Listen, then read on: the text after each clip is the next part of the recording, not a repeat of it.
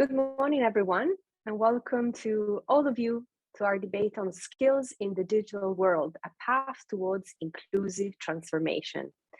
Today's debate is hosted by the IAF Steering Committee member, Victor Negrescu, who's member of the European Parliament with the S&D Group from Romania, Vice Chair of the Culture and Education Committee in the Parliament. Thank you very much, Victor, for taking the lead once again on an important debate at the European Internet Forum. I will leave the floor in a moment. I will just introduce our speakers of today. I want to give a warm welcome to Manuela Gelling, who's Director for Jobs and Skills at DG Employment at the European Commission. We're also joined by Tatiana Babrauskiene, member of the European Economic and Social Committee, Head of International Relations, Lithuanian Education and Science Trade Union. We're also joined today by Jens Henrik Jeppesen, Director of Public Policy EMEA at Workday, and by Susan Telcher, Head of Capacity and Digital Skills Development at the ITU. Welcome to all of you. Thank you very much for joining us. Now I'll leave the floor to our hosting MEP, Victor Negrescu, and then we will hear from each one of you. And after that, of course, we'll invite our participants to address questions if they wish. So I invite them all to be ready with their questions already. Victor, the floor is yours. Thank you, Maria. Hello to everyone. I hope that you are ready for what we hope to be a very interesting and active debate about digital skills and what we can do together, of course, at European level, but also in different member states. To tackle the inequalities that are currently in place when it comes to access to quality digital skills. I think this is a very important topic that EIF is touching upon today, because you know very well, we discuss about the need to improve digital skills across Europe for many years already.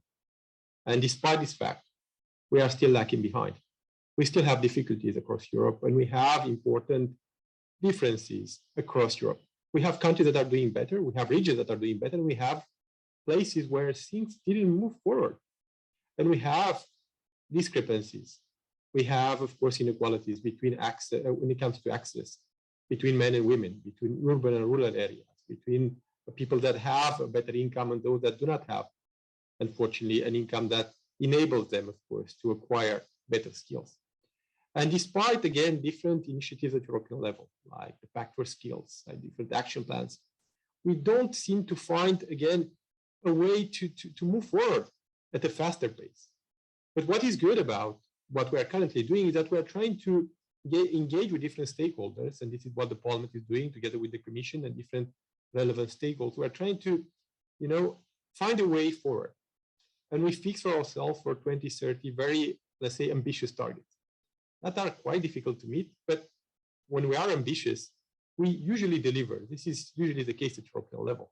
And in order to do so, we need to change, in my perspective, let's say, how we perceive things. And we have to understand that skills are today the currency of the future. The currency of today, but probably it will be the currency that will count the most in the future, because this will enable us to differentiate on the market, to find a better job, again, to achieve our individual objectives, but also to develop a society. So if we understand that, we can, of course, look forward in developing, let's say, a concrete action plan in order to meet those ambitious targets at European level, but also at national level. And in order to do that, we need to get involved. We need everyone to be part of the process, but we need to find a way for each individual, each organization, each private partner, each individual that wishes to participate to the process, find a specific and clear place in this design that we want to implement at European level. And if we think about skills as being the currency of the future, we have to develop a couple of elements that I think are important. So one is develop ownership, what we mean about owning skills, how we can acquire them, how we can get access to it. What do we do about the people that cannot afford to pay for such skills? Do we introduce them in education? At which level? Which type of skills? So ownership is key. So knowing what you own, knowing what skills you acquire.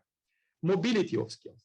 So once you get, of course, access to skills, those skills get recognized across Europe and across the world, that everyone understands, again, what the certificate that you received actually represents in terms of value, but also in the same time have the possibility to get trained either in Belgium, or get trained in Italy, or get trained in Romania. It doesn't matter where you get trained, but you get at the end a certificate that is recognized and you get the skills that you want. Third element is to design a clear perspective when it comes to the quality of training, when it comes to the evaluation that is being done when you acquire a certificate. Basically, give value to the skills that you are acquiring. And that value should be, of course, recognized by the labor market, should be recognized by employers, but should also be recognized, of course, when it comes to your own individual perspective, when it comes to upskilling yourself. So, of course, it's very important to design this quality framework that, unfortunately, we do not have clearly designed at European level. We have some individual national perspectives, but we don't have a European one. So along those lines, we have, of course, again, recognition, we have certification. All those elements are part of different initiatives that are currently being put into place by European stakeholders, by the Commission, by European Parliament. And this leads us to something that becomes even more complicated, which is whether or not we really have a skills market at European level. Because if we recognize that we have a skills market at European level, that means this is a EU competence. And this is a big debate. Personally, I would like to see us tackling the issue of skills also more frequently and more in depth at European level. So I see today a European market. When we look at market, we don't ignore the social dimension. We should never ignore the social dimension, but it's clearly that this enables us, of course, to define regulations better at European level. And we have to recognize that there is a market controlled or influenced by some players. This might be an issue of discussion, but there is a market and we have to see how we can make things work, how we can support, again, the suppliers of such skills, how we can give a better access to a bigger number of people to those skills, how we can make those elements accessible to a large part of the population in order to make, like the title of the conference that we are having today, skills inclusive and have an inclusive transformation. And for that, and this will be the last point of my initial intervention, we have a lot of resources that are being put into place. So we have, of course, the Digital Europe program. We have the Connecting Europe facility. We have Horizon Europe. We have so many funds. We have even the structural funds that are available for that. We have the social fund, but we also have the Recovery and Resilience facility. And this is in this regard, in the Recovery and Resilience facility, we,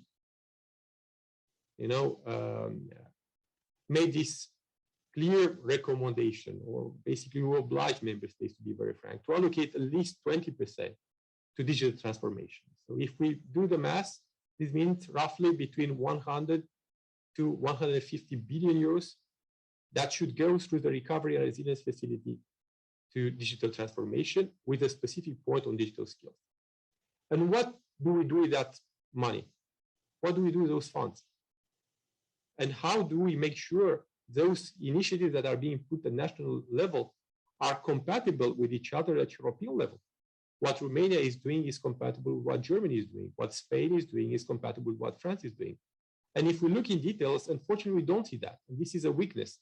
So we allocate so much resources, so much funds, and so much energy to achieving those important goals and ambitious targets for 2030. But when we allocate the funds, we don't convince member states to work together on achieving those targets together in creating synergies, of course, for different stakeholders and all the relevant participants to, again, the digital skills market.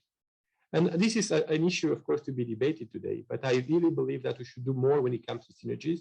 And I hope to hear from the speakers today their own perspectives on how we can, of course, achieve those ambitious targets in a very concrete way, how we can create synergies at European level, how we can converge the interesting ideas that are often put on the table of our discussions, and how the EIF members, the members of the parliament, also part of these structures, can get involved in an action plan that will deliver concrete results at the end. So thank you again for joining us today. I hope for a vivid debate, and I hope that we can get interesting ideas that we can put, of course, on the table of the decision-making process at European level. Thank you so much. Thank you very much, Victor, for setting the scene for this discussion and highlighting already some of the problems that are still there when it comes to skills, but also bringing up some of the possible actions and solutions. And as you said, the objectives are very ambitious and there are initiatives already ongoing. And we will now hear from the European Commission, Manuela Gelling with DG Employment. Good morning, everyone, and thank you for inviting me to this session on digital skills, which indeed is important. I'm trying to upload. I think the slides should be online now, right? Correct. Correct. Perfect. So let me start with the setting out the situation on digital skills.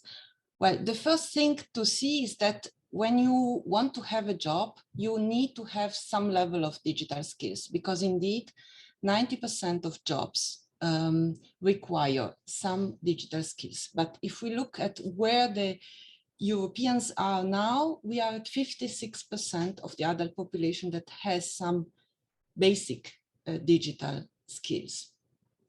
15% have no digital skills at all or have not used the internet in the last 3 months when the survey was taken. And what is more worrying is that if we continue at this pace, and we will not get very far, because the increase in digital skills has been at around 1% per year. So now, and if you look at the European situation, you see on the slide here that the situation is quite different across member states, and you have high performers and low performers. So clearly there is an effort to be taken across Europe. So that is the reason why the European Union has set ambitious targets. First of all, that we reach by 2030 80% of adults that have at least basic digital skills. But we have also a target that looks at increasing highly skilled people in ICT. And we have a target of 20 million ICT professionals by 2030. And we are currently at 8 million. So you see the effort is enormous. And this figure also hides a gender imbalance with very few women involved in ICT skills. And that obviously has as an issue for, is an issue. So what is the European Union doing? MEP Negrescu has already highlighted a number of elements of what we are doing. First of all, the skills agenda that was adopted in 2020 sets out a number of initiatives. The Pact for Skills, which looks at creating upskilling and reskilling opportunities through large-scale partnerships, public and private. So really joining up forces across the industrial ecosystems, value chains, where SMEs get also more access to upskilling and reskilling, and digital skills is of course an important element in that. The proposal that the Commission has put on the table and is currently negotiated in the Council on individual learning account is about giving everyone in working age the opportunity to upskill and reskill through a personal budget. So that is the proposal. It's currently negotiated in the Council, I must say, with some difficulty.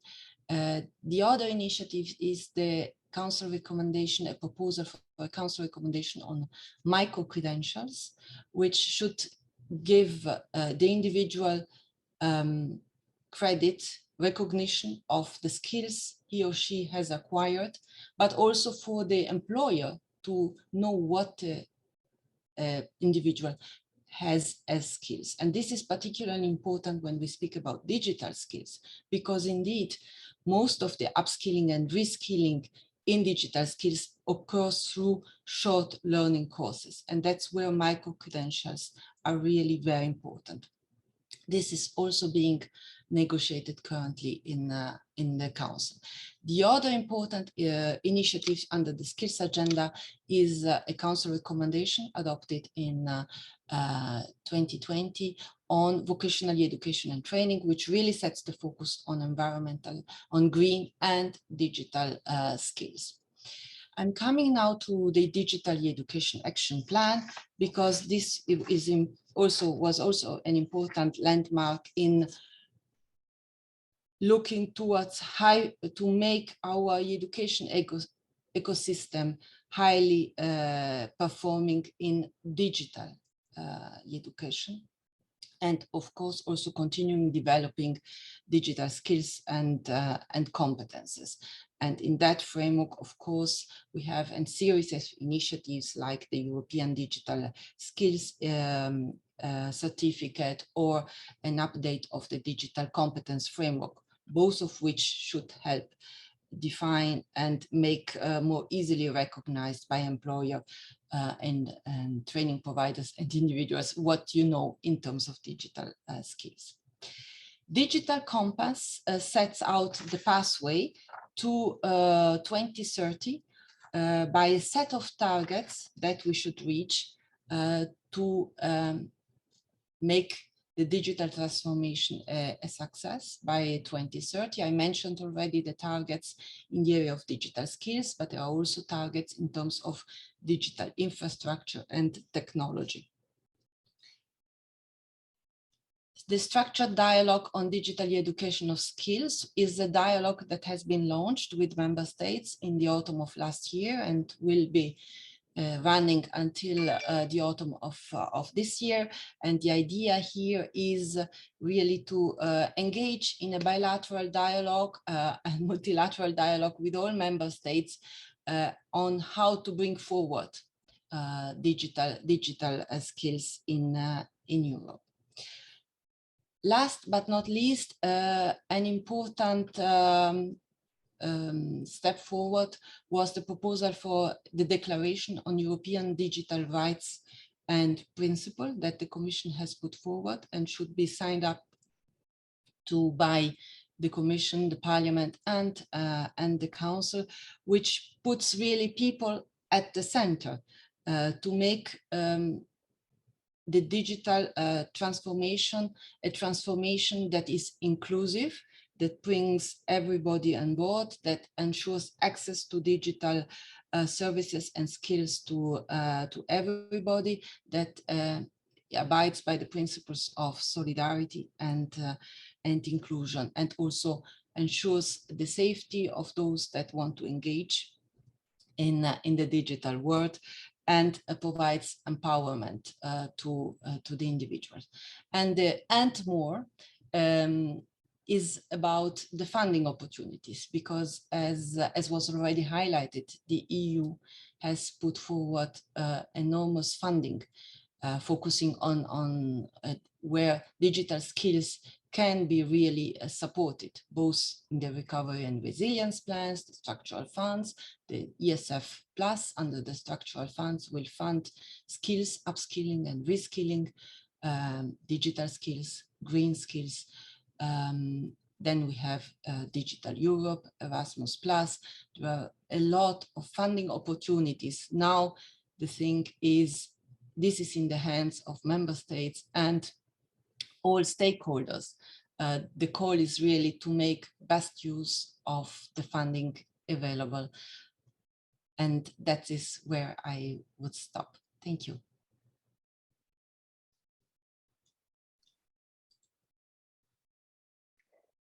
Thank you very much, Manuela. You have taken us through the various initiatives of the European Commission and through the targets, indeed, that are very, very ambitious. If we think that 2030 is less than 10 years from now.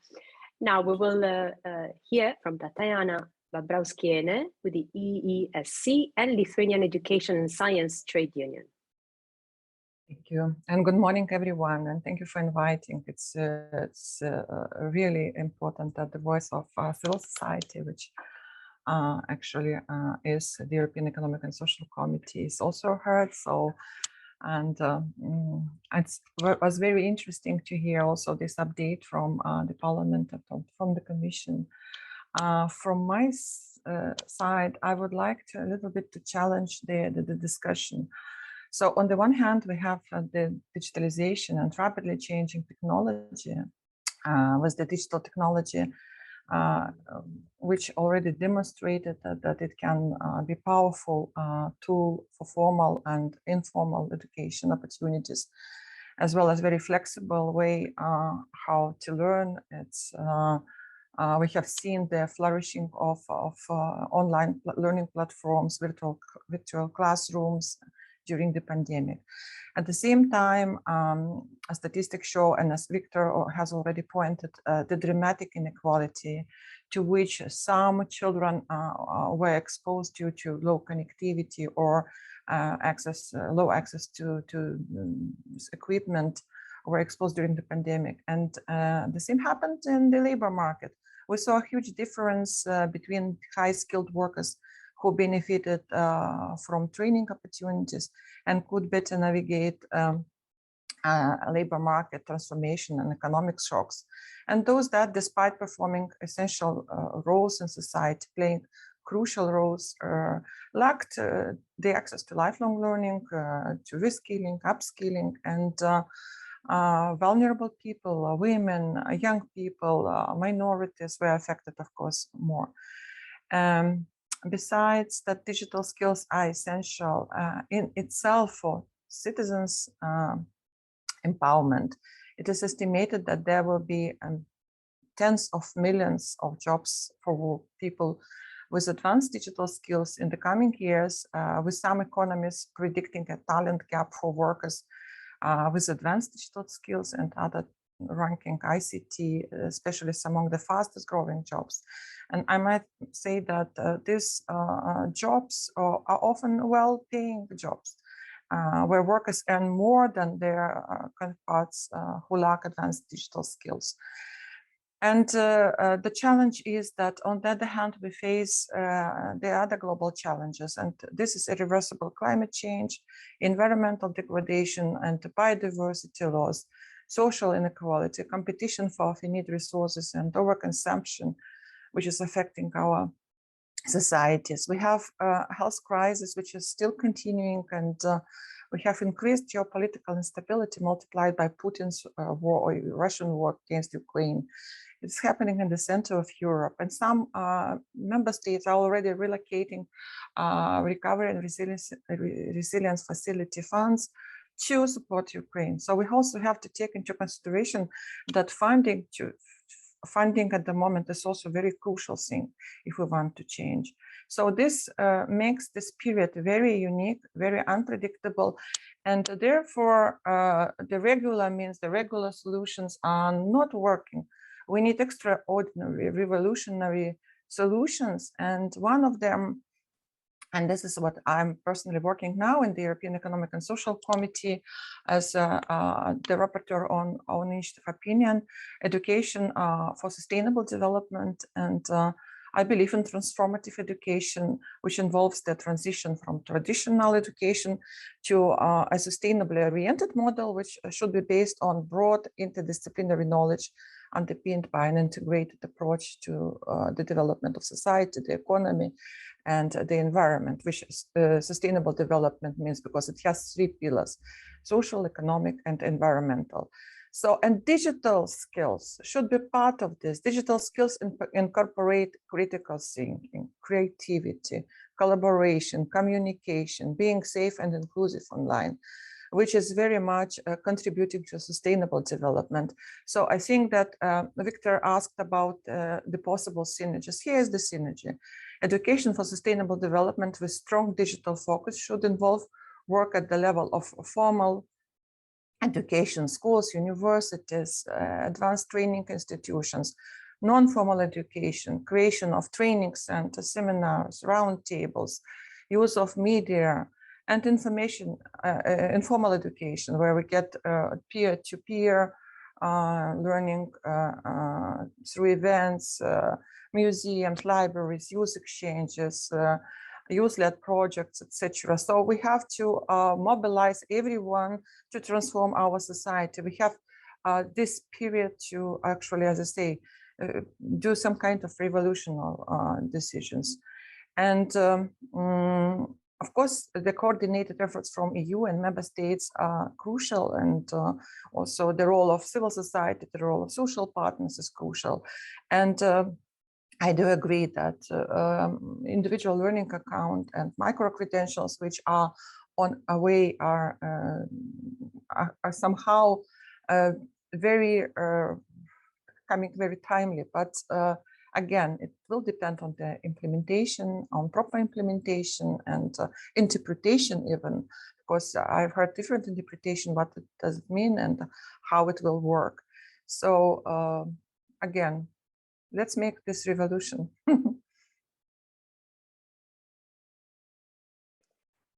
Thank you very much, Tatiana, for taking us through some of the problems that still persist when it comes to skills and all the inequalities that you have mentioned. And thanks for suggesting also some tangible actions there.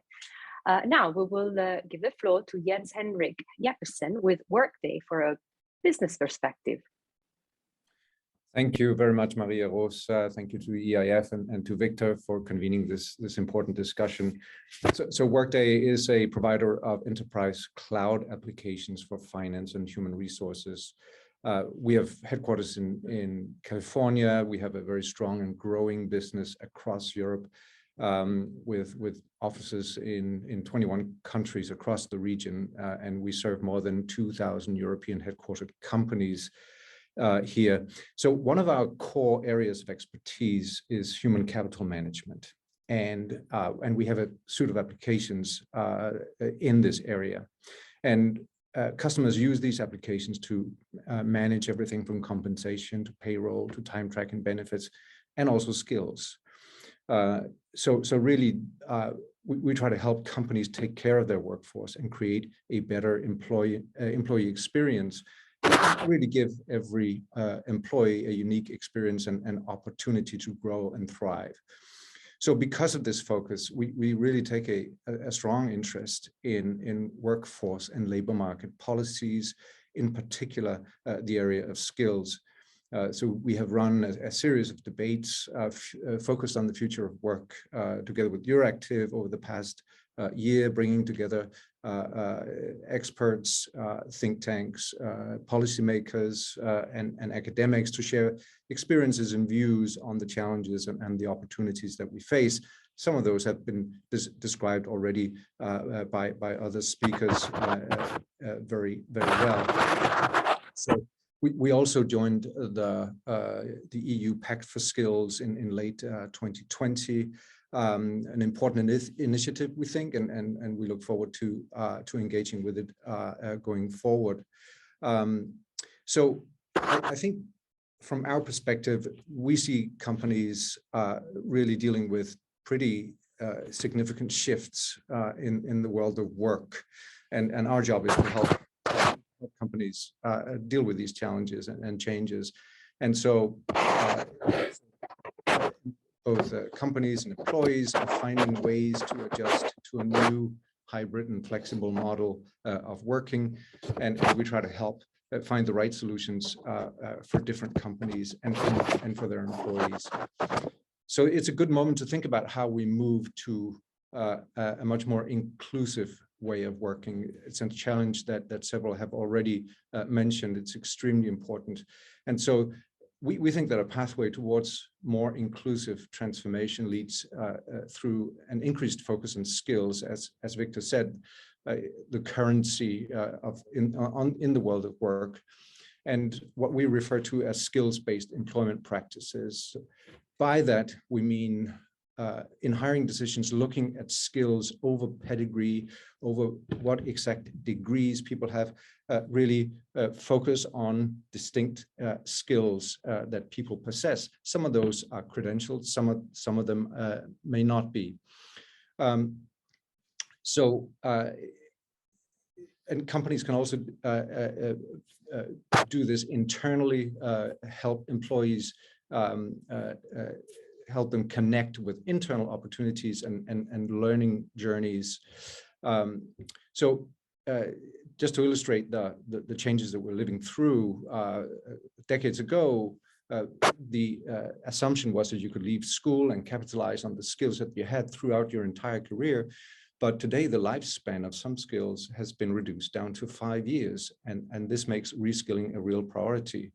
And upskilling creates a mutually beneficial relationship. Expanding internal skill sets not only helps companies quickly adapt to change, but it gives employees new areas of expertise that they can use to further their careers. Very quick word on how we approach this from a technology perspective. So we think technology can help accelerate the upskilling and reskilling efforts. And we can do that by helping employees and employers understand skills that exist today and skills that they need in the future, and to close skills gaps. So we have worked on a set of technologies that we call Skills Cloud. It's really a skills ontology, a way of understanding what makes up a skill and how one skill relates to others. And so in order to be able to reskill and upskill your workforce, you need to be able to understand what skills you have today and the skills that you need in the future. It's an enormous data challenge. Companies use different words to describe the same skill. Without standardization, it's very hard to understand what types of skills you have, and it's hard to optimize your talent. And to tackle this challenge, the Skills Cloud uses machine learning to infer, validate, verify skills in the workforce, and it creates a universal language for describing them. It's a powerful technology that learns over time as skills are phased out and new skills appear. And I think it's a very similar technology approach that the European Commission has taken with its with the European Skills Competences, Qualifications and Occupations framework, the ESCO, which is also functions like a dictionary describing and identifying and classifying different types of skills and professional qualifications, and operable and usable across different member states, which is hugely important. So basically, to sum up, if we use these types of technologies correctly, they can help us develop a dynamic understanding of skills and capabilities in the workforce, connect people to new opportunities, close skills gaps, and create new career paths for people. So nobody knows exactly what the future world of work looks like, but we know that it will require skills that we're working on today, but also skills that we haven't dreamt up yet. So it's a big challenge that lies ahead, and I appreciate the opportunity to participate in the debate about how we face these challenges. Thank you. Thank you very much, Jens. It was very interesting to hear how technology can help employers understand what skills they need and will need in the future. Now, I'd like to give the floor to our last but not least speaker, Susan Telcher with the ITU. Thank you very much, Maria, and good morning, everyone. It's a great pleasure for me to join this panel on behalf of ITU. I would like to thank EIF and the organizers for giving us the opportunity to be part of this important discussion. I would like to briefly share with you ITU's approach in the field of digital skills development and capacity development as the basis for our conversation here today. So I will bring in a bit more the global perspective to the debate. We have heard a lot on the European perspective, and I will broaden this a little bit in terms of looking at how we see it at the global level. Can we go to the next slide, please? So for us, the main objective is to develop the digital capacities and the skills in our member states. So with the overall aim to improve the economic and social well-being, I think we all agree, and we have heard from others about the importance and how this is very much growing, especially over the past few years. And the way we do that is that we have three, let's say, focus areas, main focus areas in terms of training interventions for ICT professionals and policymakers. So we are working with our member states and try to help them to improve their skills, especially at the professional level and policymaking level. Then we also focus on developing skills, human skills at basic and intermediate level. And here we focus more on citizens and underserved communities, youth, women, persons with disabilities, etc. But we also have a work stream that focuses on the development of knowledge resources. And this is another important area that where we try to help the membership. We have heard from the other speakers about the challenges. This is similar at the global level, the constant need to upgrade the skills. And what we are also particularly looking at is that many people are actually still excluded from even using the internet. And one of the main reasons for that today is linked to digital skills. And on the next slide, I would like to look a little bit on some of those figures concerning the digital divide more at the global level. We have seen some numbers before from Manuela at the EU level, which I found very interesting. Maybe we can come back to that later in the debate. But if we look at the global level and the problems we have here, even just with the digital divide, and it's very closely linked to the need for digital skills, I wanted to throw some numbers here to you. First of all, we have to keep in mind that there are still 38% of the world population that is actually not using the internet.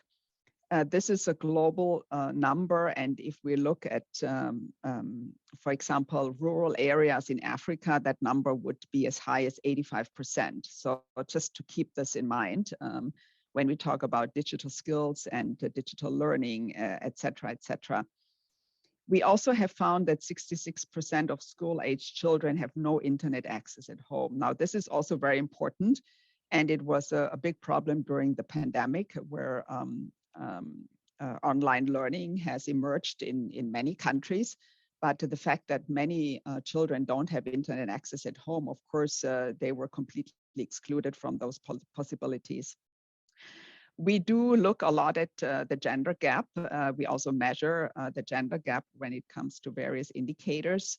For example, 57% of women use the internet compared to 62% of men. These numbers change also when we look at different regions. For example, in Africa, the gender digital gap is larger than in other regions.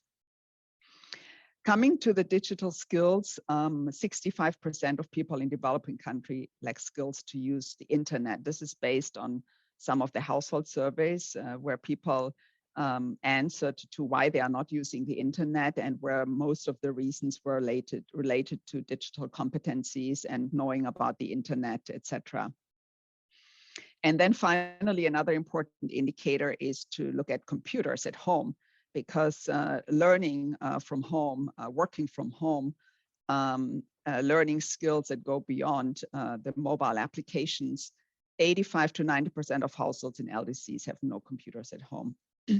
So we believe that we have to look, when we look at digital skills development, we also have to look at the digital divide and and to access to the internet. This is very important because the two are very closely interlinked. As I mentioned before, digital skills is now one of the main reasons for why people are not using the internet, because we have now almost 95% of the world population lives somewhere where they can have access to a mobile broadband network. So it's not only the access, the infrastructure, but there's a lot of other reasons, and digital skills is an important one. Next, please. So based on that, we are looking at different areas of engagement. I raised a little bit that before. We look at training. Delivering training is one of our core activities in the field of digital technologies and ICT skills.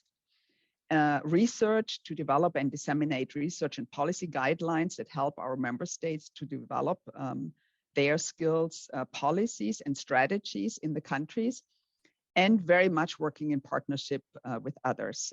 That's a strategic approach from ITU. We have many partners with whom we engage on these various efforts we do on capacity development and digital skills in particular. Next, please. This is just a snapshot of our main products and services. I mentioned some of the knowledge products before. We have this digital skills insight publication that we publish almost every year. We have also tools like the Digital Skills Toolkit and the Digital Skills Assessment Guidebook. I'll come back to that in a second. We have our partners. We have our Equals Global Partnership. I'll also mention that in a minute. The ITU Academy is our main online portal to digital learning. So this is one of our core products when it comes to training delivery. But we also collaborate with others. We have our Partner to Connect global partnership, which is running currently in preparation for our next World Telecommunication Development Conference, and digital skills and digital inclusion is a core element that we are trying to push through this partnership. Next slide, please. Now, just to give you an example, sorry.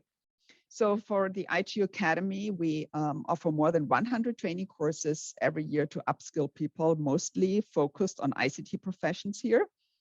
And then looking more at training of citizens, we work very closely with other partners, in this case, Cisco, to deliver training to citizens on basic digital skills in underserved communities in developing countries. This initiative has been going on since 2019. And during the first phase, we trained more than 100,000 citizens through this initiative in working through 13 digital transformation centers in 3 regions. So this is more focused on the delivery of basic digital skills training to underserved communities. Next, please. I would like to highlight our Digital Skills Assessment Guidebook. We have heard from other panelists before talking about frameworks and also about standardizing skills, etc. So we are trying to contribute to this in terms of helping our member states to first do national digital skills assessments. And this guidebook is a step-by-step tool that can be used by countries to undertake such skills assessments, identifying the demand and the supply for digital skills. We have also included in there different skills frameworks, including those developed by the European Commission. So we are trying to also look at what is out there and how we can work better together in terms of developing frameworks for digital skills. This is something I think that needs further attention in the future. And some countries, including from Europe, have also started to use this guidebook to do their own national assessments. Then finally, let me talk a little bit, next slide, please, on our partnership, Equals Global Partnership. We also, I think, are all aware that tomorrow is the Girls in ICT Day. So we have a lot of activities in ITU trying to strengthen the skills and capacities for girls, especially in the sector, and to promote and raise awareness of the importance of promoting girls and women in ICT. and our Equals partnership is at the core of these activities. We have more than 100 committed partners on this across 115 countries and work together very much with them to promote this. We also have a new initiative called Equals Her Digital Skills that aims specifically to provide transformational digital skills to 1 million women and girls by 2026. This is very ambitious. It has been starting last year. And we also work very much with other partners to deliver this program. So maybe I will stop here and I'll be happy to answer any questions that may come up.